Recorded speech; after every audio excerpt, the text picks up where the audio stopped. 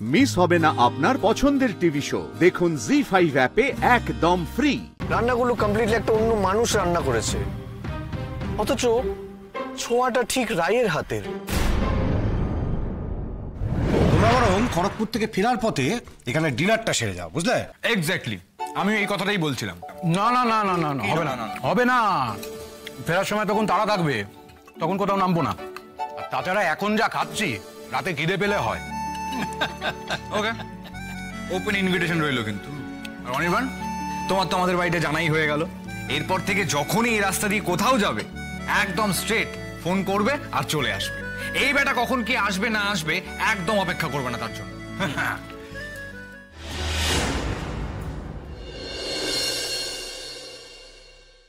অনির্বাণ কি চলে যাচ্ছে? একবার কি দেখবো ওকে? অনির্বাণ, ওঠ, গাড়িতে ওঠ, গাড়িতে ওঠ। যা, মনে থাকে জানো। তুই এদিকে শোন, একটা কথা আছে। কি ভাবছি আমি, কে থাকবে ওখানে? কেউ থাকলেই বা আমার কি? আমার চেনা তো কেউ হবে না। কি অদ্ভুত অসম্ভব কল্পনা করছি আমি। না না, আমি মনে হয় সত্যি সত্যি রায়ের কথা ভেবে ভেবে মানসিকভাবে দুর্বল হয়ে পড়ছি। আমাকে এবার কারোর সঙ্গে কনসাল্ট করতে হবে।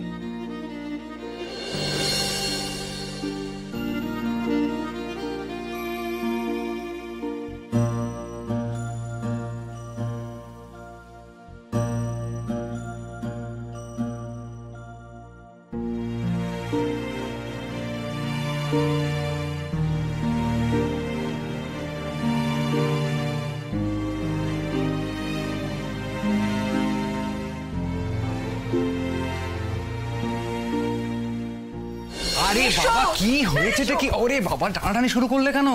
আচ্ছা, এইভাবে দিনে দুপুরে আমাকে কিডন্যাপ করে আনা মানেটা কি? আরে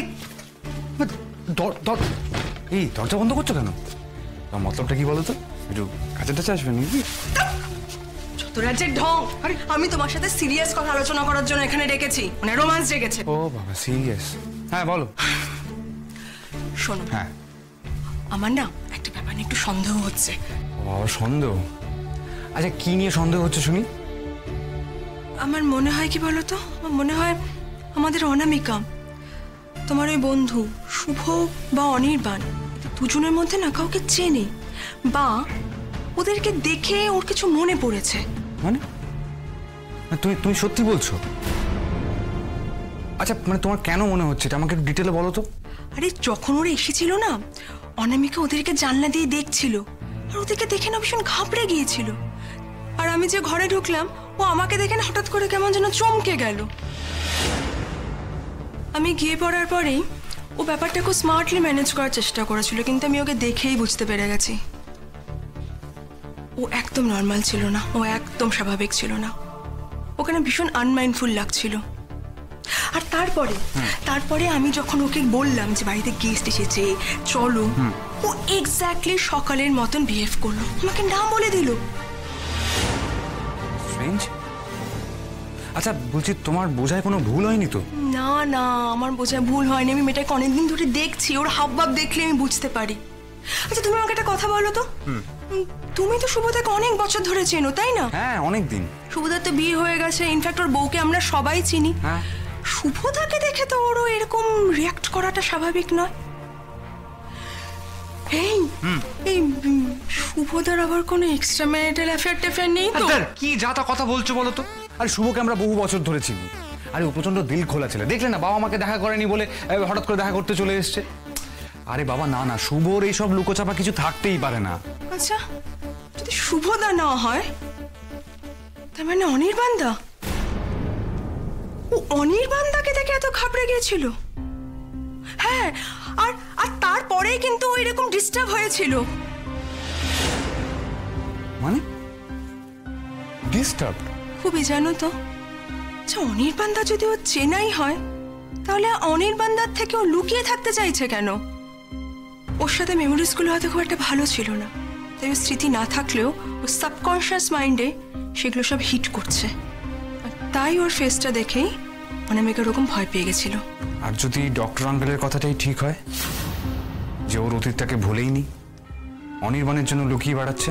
কি বলছো তুমি? এভাবে এভাবে কতদিন পালিয়ে বেড়াবে মেয়েটা? অনির্বাণ দা শুভদা তো আবার এই বাড়িতে আসতেই পারে। আচ্ছা না, বলছি কি তুমি কি কিছু জিজ্ঞেস করবে শুভদাকে অনির্বাণের ব্যাপারে? দাঁড়াও 1 মিনিট।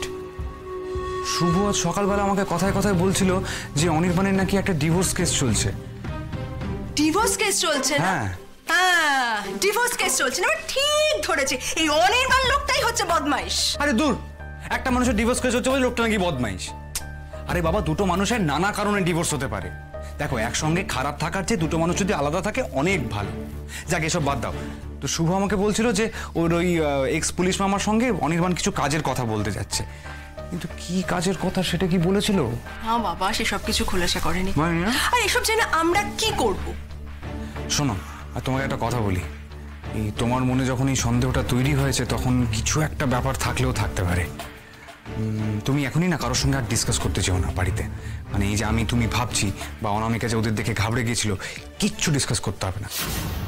বাবা আমাকে তো দেখলি ফস করে কিরকম শুভর সামনে তখন অনামিকার কথা বলে ফেলেছিল। কোনো কথা পেটে রাখতে পারবে না, আর এসব শুনলে তো অনামিকাকেই 4টে প্রশ্ন করে বসবে। হ্যাঁ, ঠিকই বলেছো। আর তারপরে ওই মেয়েটা মন খারাপ করে বাড়ি থেকে না চলে যায়।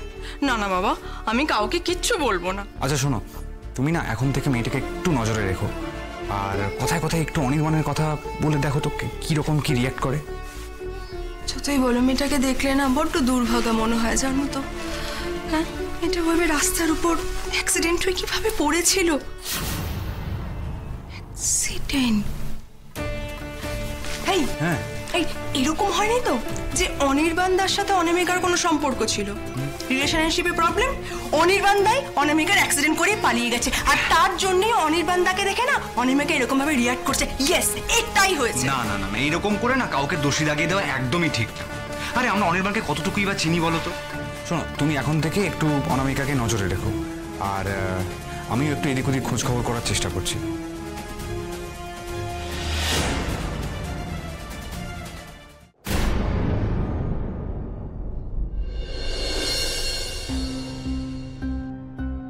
অনির্বাণ, তোর কি হয়েছে আমাকে বলতো? কি কই কেন, কি হবে? কিছু তো একটা হয়েছে। ওখানে বারবার কেমন অন্যমনস্ক হয়ে যাচ্ছিলি, খেতে খেতে আনমনা ছিলি। ওরা লক্ষ্য করেছে কিনা জানি না, তবে আমি লক্ষ্য করেছি তুই সারাক্ষণ কিছু একটা নিয়ে ভেবে যাচ্ছিস। হ্যাঁ, তুই ঠিকই দেখেছিস, আমি একটু সেন্টিমেন্টাল হয়ে যাচ্ছিলাম। সেটাই তো জানতে চাইছি, কেন? আজকে ওখানে যে রান্নাগুলো হয়েছিল, এই রান্নাগুলো আমার স্ত্রী রাই ও চমৎকার রাঁধতো, জানিস। সেম এই রান্নাগুলো দারুণ রাঁধতো। আমি খাবারগুলো খাচ্ছিলাম ঠিকই, কিন্তু খাবারটা মুখে দেওয়ার পরে আমার কিরকম যেন একটু লাগছিল, কিরকম একটু অদ্ভুত ফিল হচ্ছিল আমার। মানে কি স্ট্রেঞ্জ, তুই ভাব, রান্নাগুলো কমপ্লিটলি একটা অন্য মানুষ রান্না করেছে, অথচ ছোঁয়াটা ঠিক রায়ের হাতের। জি5 ডাউনলোড করুন আর সব এপিসোড দেখুন একদম ফ্রি।